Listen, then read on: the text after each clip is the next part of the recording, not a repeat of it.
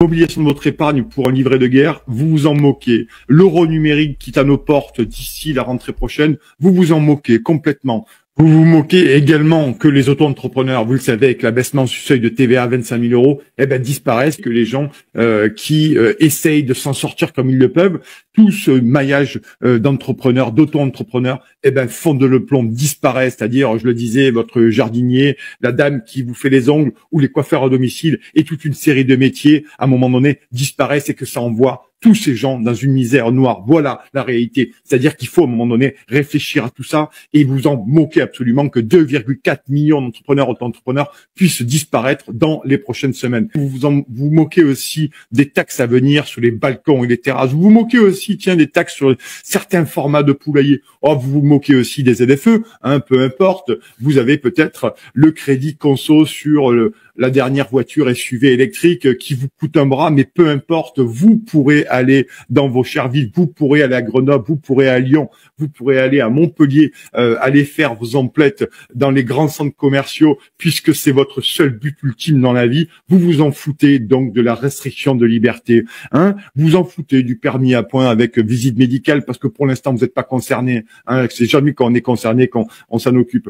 Vous n'êtes pas concerné par la suppression de C8 et puis les menaces qui pèsent sur CNews, quelle qu'en soit la vie qu'on a sur ces chaînes, peu importe, ou la fermeture d'RT France il y a 3 ans en arrière, tout ça ne nous intéresse pas puisque finalement vous trouverez bien autre chose sur Netflix ou sur une autre chaîne de la TNT pour vaquer à vos occupations et continuer à vous bourrer votre tube digestif.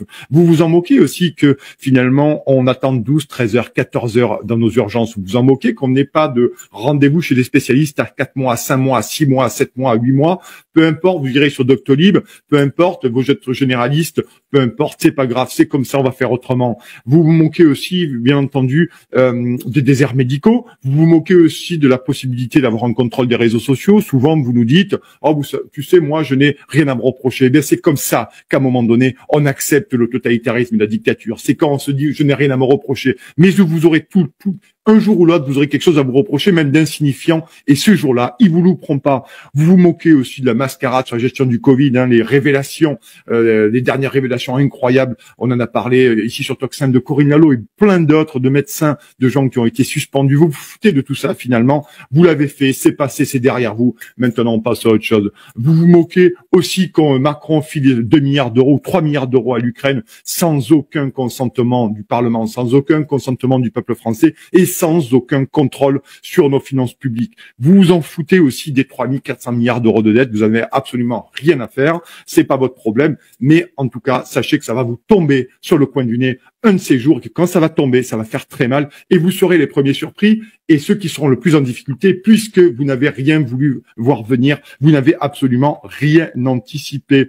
Vous vous en moquez aussi de l'augmentation du prix d'électricité, vous vous en moquez également du tarif absolument délirant du carburant parce qu'on s'est habitué, mais rappelez-vous, les gilets jaunes sont sortis pour 1,42, aujourd'hui on est à 1,70, 1,80, ça fluctue. Ça aussi vous en moquez puisque tant que la carte bleue vous permet d'aller retirer votre diesel ou votre essence, tant que ça continue à passer, la carte n'est pas bloquée, donc on continue, on s'en fout. Vous vous moquez aussi des fondements de l'éducation nationale, vous vous moquez que vos enfants n'apprennent absolument rien à l'école, vous vous moquez que, à un moment donné, ça soit aussi le terreau d'une idéologie, wokiste, écologiste, les cours d'éducation sexuelle, vous vous en moquez aussi. De toute façon, les gamins partent le matin, ils reviennent le soir, comme on dit, ils auront toujours appris quelque chose. Vous vous moquez de tout ça. La réalité, c'est que vous vous moquez de tout, à part de votre petit coin d'univers, de votre petit monde à vous, qui se résume finalement à votre balcon, à votre terrasse et à la fin de votre appartement. Vous préférez aller à la Zumba, vous préférez aller au padel, vous préférez aller chez Ikea, vous préférez aller chez Darty, vous préférez boire des mojitos fraises en terrasse. Pour ça, vous êtes prêt à faire n'importe quoi, vous avez accepté les passes, vous accepterez la ZFE, vous accepterez les DPE, vous accepterez absolument tout. Vous préférez aussi prendre un vol 6 mois avant pour aller à Madère en Ryanair ou je ne sais quelle compagnie low cost, bien entendu, quitte à ce que ça vous coûte un bras. Et en fait, la réalité, c'est que vous n'avez absolument pas 3 mois de salaire d'avance. C'est la réalité de pas mal de gens. Mais la différence entre les gens, vous, chers amis de Toxin, et cette population de Français qui en a rien à faire de rien, finalement, on n'anticipe pas. La question n'est pas de mettre en cause les moyens financiers. Nous sommes véritablement à l'os. Nous sommes tous à l'os aujourd'hui concrètement, mais c'est l'idée même d'anticiper, de prévenir. Et je vais vous citer une phrase extrêmement intéressante qu'on connaît, une citation qu'on connaît, qui a été adaptée selon le temps de Martin Niemöller. C'est un pasteur luthérien allemand du 19e siècle qui disait: quand ils sont venus chercher les communistes, je n'ai rien dit, je n'étais pas communiste. Quand ils sont venus chercher les syndicalistes, je n'ai rien dit, je n'étais pas syndicaliste. Quand ils sont venus chercher les catholiques, je n'ai rien dit, je n'étais pas catholique. Quand ils sont venus chercher les opposants politiques, je n'ai rien dit car je n'étais pas opposant. Puis ils sont venus me chercher et il ne restait plus personne pour protester. Alors je vous invite, chers amis, à bien comprendre et à bien analyser cette phrase. Voilà. Et je finis là-dessus. C'est surtout la réalité, c'est qu'à un moment donné, c'est ce qui fait la différence entre les citoyens et les individus. L'individu ne réfléchit que par lui-même, pour lui-même, dans son petit cercle. Le citoyen, lui, réfléchit pour lui, pour sa famille, ses amis, et c'est bien normal, mais il réfléchit aussi pour l'ensemble de la société. Il réfléchit aussi pour notre avenir en commun.